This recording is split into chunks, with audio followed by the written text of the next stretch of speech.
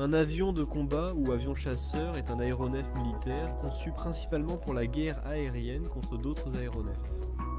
Les chasseurs sont le principal moyen par lequel les forces armées obtiennent la supériorité aérienne sur leurs adversaires au combat. Les premiers avions de combat étaient de très petits avions équipés d'armes légères, et ils ont acquis de plus en plus d'importance. Les chasseurs ou fighters ont évolué vers les modèles d'avions que nous connaissons actuellement. Dans la communauté de l'aviation, il est devenu courant de classer les avions de combat par génération à des fins historiques. Il n'y a pas de définition officielle de ces générations. Elles représentent plutôt la notion selon laquelle il y a des étapes dans le développement des approches de conception, des capacités de performance et de l'évolution technologique des chasseurs. Dans cette vidéo, nous allons passer en revue les différentes générations de chasseurs. Cependant, et c'est très important à prendre en compte, c'est un concept très discuté dans l'aéronautique, car il n'y a pas de consensus parmi les experts sur les variables qui font entrer un avion dans une certaine catégorie. Pour des auteurs militaires comme Craig Pinrice ou des analystes comme Bill Schwitman, ce qui serait incorrect serait la classification même en génération. Pour eux, l'évolution de l'aviation serait une progression linéaire et progressive, mais pas sous forme de saut générationnel. Bienvenue dans une nouvelle vidéo sur le monde de l'aviation.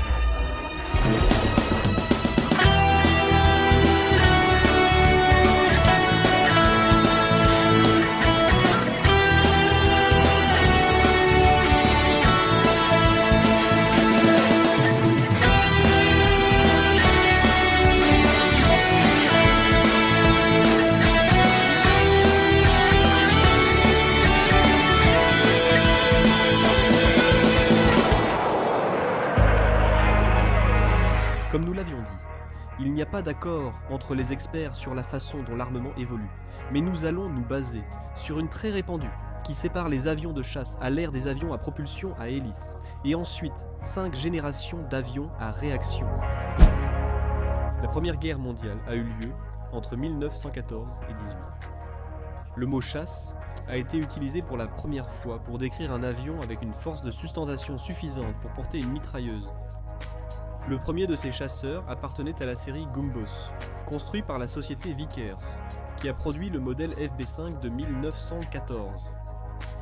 Le principal inconvénient de ce type d'avion était leur manque de vitesse. Ils se sont rapidement rendus compte qu'un avion avec l'intention de détruire un autre devait au moins être suffisamment rapide pour atteindre sa proie. Heureusement pour les concepteurs, il existait déjà un autre type d'avion qui devait servir de base pour un chasseur efficace. Ils se sont basés sur les petits avions rapides développés avant la guerre pour les courses aériennes, telles que la coupe Gordon-Bennett et la coupe Schneider. Une méthode pour monter les premières mitrailleuses a été de construire l'avion en configuration propulsive, comme l'Airco DH2, avec l'hélice montée derrière le pilote.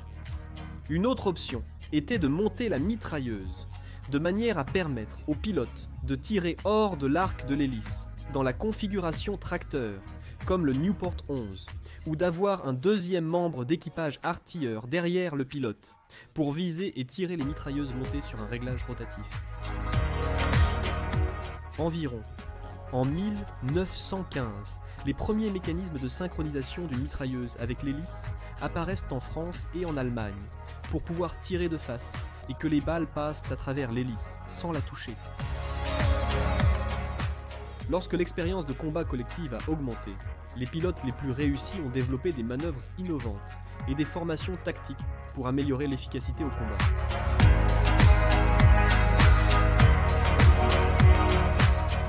Jusqu'au milieu des années 30, la grande majorité des avions de chasse continuent d'être des biplans.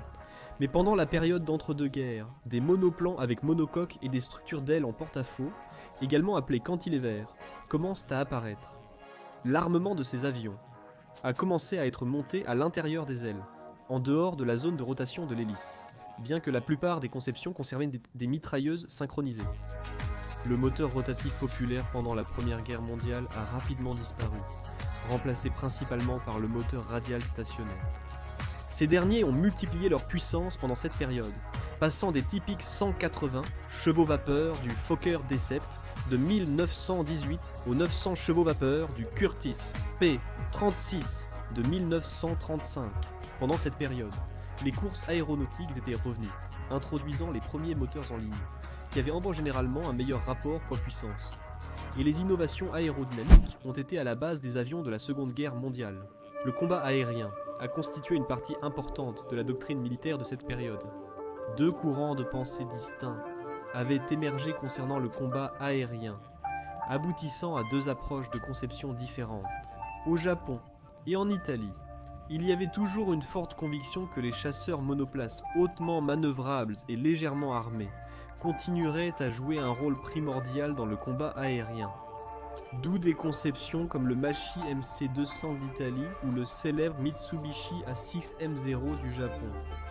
L'autre courant de pensée qui a émergé principalement au Royaume-Uni, en Allemagne, en Union soviétique et aux États-Unis était la conviction que les vitesses élevées des avions de combat modernes et la force G imposée par le combat aérien signifiaient que les combats aériens rapprochés ou dogfight au sens classique de la Première Guerre mondiale seraient impossibles.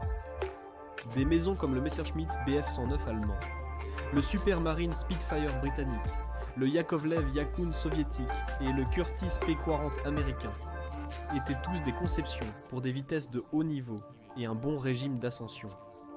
Avoir une bonne manœuvrabilité était pratique, mais ce n'était pas l'objectif principal. Durant la guerre, la puissance des moteurs à piston s'est nettement accrue. Par exemple, le Curtiss P-36 Hawk, introduit en pré-guerre, avait un moteur radial de 900 HP, comparé à un P-51H Mustang américain, qui pouvait atteindre jusqu'à 2200 chevaux vapeur. L'incorporation d'un armement plus puissant est devenue une priorité au début de la guerre. Depuis la guerre civile espagnole, des canons de 20 mm ont été incorporés dans les chasseurs. Les progrès rapides dans la technologie du radar, qui avait été inventé peu de temps avant le début de la Seconde Guerre mondiale, ont rendu possible son installation sur certains chasseurs. Les premiers designs de chasseurs à réaction sont entrés en état opérationnel en 1944 et ont clairement surpassé leurs homologues moteurs à piston. Les nouveaux designs, comme le Messerschmitt Me 262 et le Gloster Meteor, ont démontré l'efficacité du nouveau système de propulsion, ce qui nous amène à la première génération de chasseurs à réaction. Au cours de la guerre de Corée, il est devenu évident que l'ère des chasseurs à moteur à piston touchait à sa fin, et que l'avenir se trouvait dans les chasseurs à réaction. On cherchait à obtenir un avantage décisif en termes de vitesse maximale. Plusieurs innovations ont été introduites pendant cette période, y compris les sièges éjectables et les stabilisateurs de queue horizontaux, entièrement mobiles. Le premier combat aérien rapproché entre des chasseurs à réaction de l'histoire a eu lieu le 8 novembre 1950 pendant la guerre de Corée. Un F-80, comme avait été renommé le P-80, a intercepté deux MiG-15 nord-coréens et les a abattus. Mais les Américains ont été impressionnés par la vitesse du MiG-15 à ailes en flèche et ont répondu avec la conception du F-80 6 sabres pour pouvoir combattre contre les incroyables MiG. Dans la marine des États-Unis, le Grumman F-9F Panther a été adopté, qui a été l'un des premiers chasseurs à réaction à utiliser la post-combustion aux côtés du MiG-7.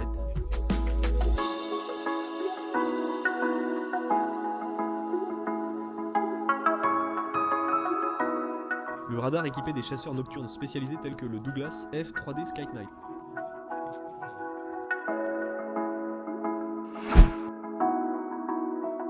L'utilisation généralisée de moteurs à réaction avec post-combustion dans la deuxième génération a permis à ces premiers avions de franchir le mur du son. Les conceptions de chasseurs de cette époque ont également profité des avancées de la technologie électronique, en adoptant des radars efficaces de taille suffisamment réduite pour être embarqués à bord de petits avions. Et avec cette avancée sont arrivés les premiers missiles RR pour commencer à compléter le canon comme principale arme offensive.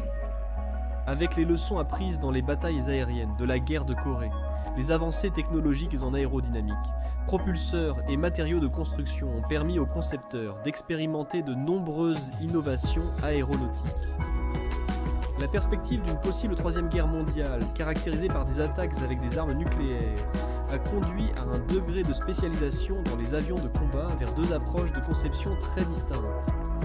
D'une part, les intercepteurs, comme le Lightning, le F-102 ou le F-106, et d'autre part, les chasseurs bombardiers, comme les Republic Thunder Chief ou le Sukhoi Sarcept. Le combat aérien rapproché ou dogfight avait été minimisé dans les deux cas. L'intercepteur de cette époque a eu son origine dans l'idée que les missiles remplaceraient complètement le canon, et que le combat aurait lieu à des distances plus grandes que la portée visuelle.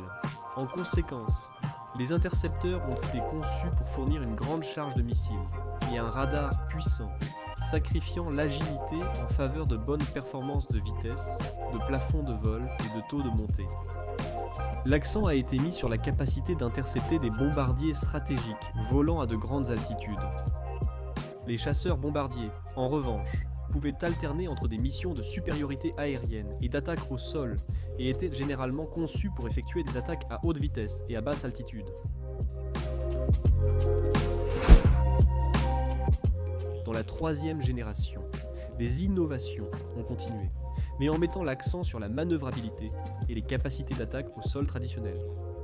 Parmi les améliorations pour la performance aérodynamique des chasseurs de troisième génération, figuraient des surfaces de contrôle telles que des plans avant ou canards, des ailerons de bord d'attaque, des slats mobiles et des volets soufflés.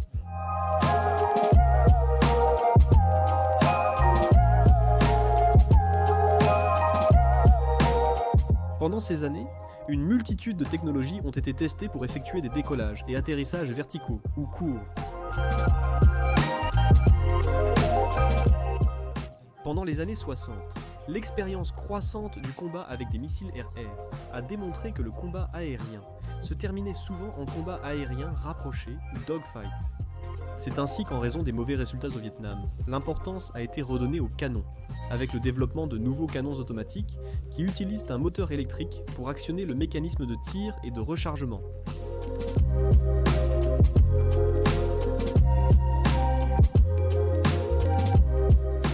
Les chasseurs de 4e génération ont poursuivi la tendance vers la configuration polyvalente et ont été équipés de systèmes d'armes et d'avionique de plus en plus sophistiqués. Ils se sont basés sur une approche qui met en valeur les conceptions d'avions capables d'effectuer des transitions rapides, c'est-à-dire des changements rapides de vitesse, d'altitude et de direction, plutôt que de se baser uniquement sur la haute vitesse comme principale vertu. L'un des premiers designs basés sur cela est le F-15 Eagle et le Sukhoi Su-27, le F-16 Fighting Falcon et le MiG-29, entre autres.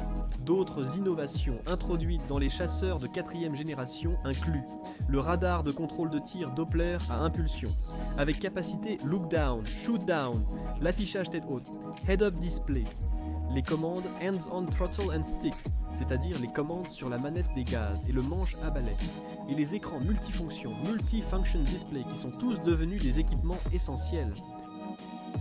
Les matériaux composites sous forme d'éléments structurels en aluminium en forme de panneaux d'abeilles et de revêtements laminés en polymère renforcés de fibres de carbone ont commencé à être incorporés. Même avec les incroyables avancées des missiles aériens de cette époque, les canons internes sont restés l'armement standard. Contrairement aux intercepteurs des époques précédentes, la plupart des chasseurs de supériorité aérienne de 4e génération ont été conçus pour être agiles en combat aérien rapproché ou dogfight, bien qu'il y ait eu des exceptions comme les intercepteurs Mikoyan MiG-31 et le Panavia Tornado Air Defense bombardier.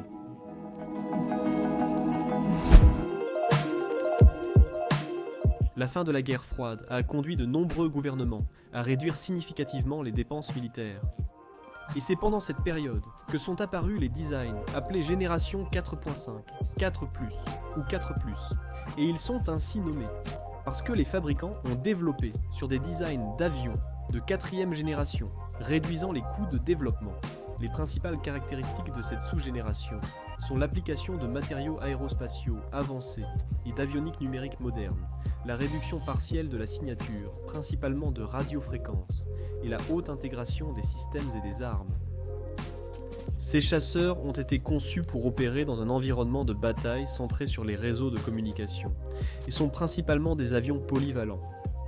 Les chasseurs de génération 4.5 ont également adopté la poussée vectorielle pour améliorer davantage les capacités de manœuvrabilité, et les moteurs de haute puissance ont permis à certains designs d'atteindre un degré de capacité de supercroisière, c'est-à-dire voler plus vite que la vitesse du son sans post-combustion.